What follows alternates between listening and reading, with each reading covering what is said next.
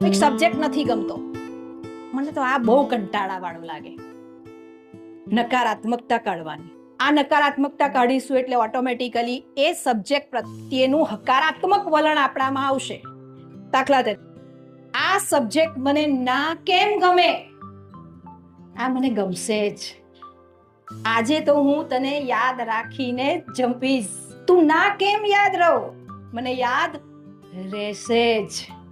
અને પછી એકવાર વાંચીએ છીએ નથી યાદ રહેતું, પેલા બેન તો ગપ્પા મારતા હતા, મેં આવું કહ્યું તોય યાદ ના રહ્યું, થશે જ.